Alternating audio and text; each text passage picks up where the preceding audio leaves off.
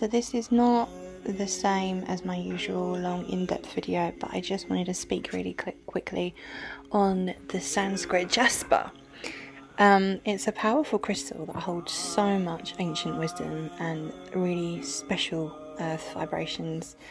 So Sanskrit Jasper gets its name from the lines and patterns on it that resemble the ancient Sanskrit language. Sanskrit is the most ancient language in the world. It's known as one of the greatest treasures given to the world by ancient India. Sanskrit is universally recognised as the language containing the earliest literature in the world. So all sacred texts of Hinduism and some texts of Buddhism and Jainism are all written in Sanskrit.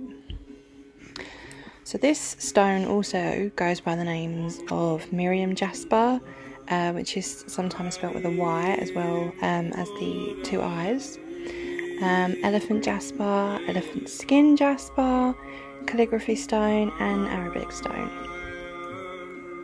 So this crystal was formed as a result of the creation and the emergence of the Himalayan mountains.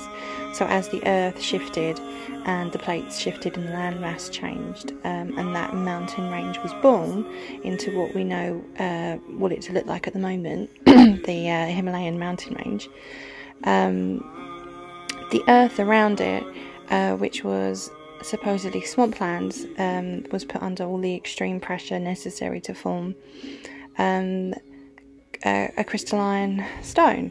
So it's fossilized vegetation, shells and bones of the life that was there on that piece of land before those mountains was there.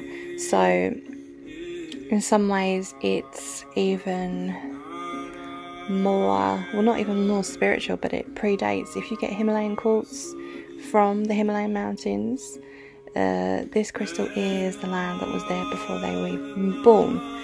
So in this time period, when the earth and the earth's landscape as we know it was developing, many things, and I've said this before in many of my other videos, this is kind of common for most crystals, but this one in particularly, as how it predates.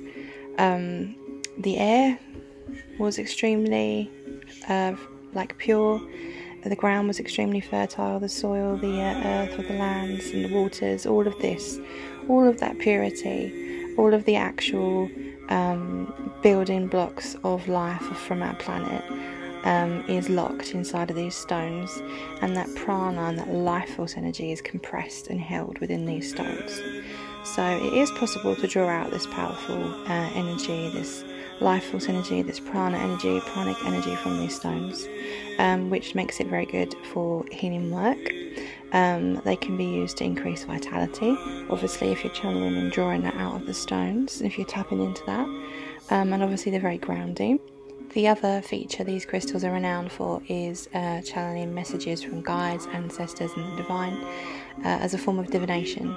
So many people choose to scry into these stones, looking at the markings upon them as symbols and messages, or if you just look into them and sometimes you can see a symbol etched into them that reminds you of something, or that prompts you to think of something. I can see lots of pictures in these, from people to like tiger's claws. It's very interesting, and you can do this simply by asking a question and looking at it for an answer, for a response, to see what you see upon it as your own answer, or you can choose to simply meditate with it with your eyes closed or with a soft gaze and see what jumps out at you. Some people report this stone helping them access the Akashic records, and similarly past life. If you already know that you have had a past life in India, anywhere on the continent of India, these stones should definitely resonate with you, as they're a link to the ancient civilizations that lived on that part of the earth. I mean, even if there was people at that time on the earth, I haven't actually worked it out, but that's what they say. Finally, this crystal is great for helping you to connect to nature, obviously. There's lots of nature held within it. Not just elements, like, so obviously stones are made of minerals and elements. This one's actually got the bones of small living creatures trapped inside of it.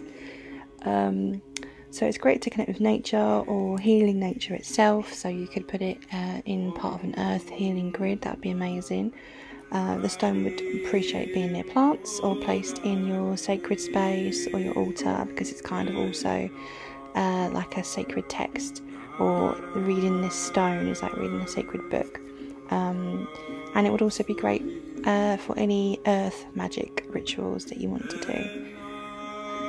So I've got 5 of these at the moment, and they will be listed in my online shop shortly, or you can always jump into my Facebook group, which is Stones and Spirit with Bianca Eleanor on Facebook, to purchase one before I have the time to do the grueling uploads to the website.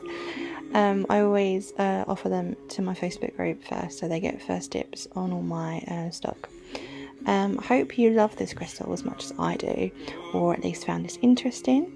Namaste and crystal blessings.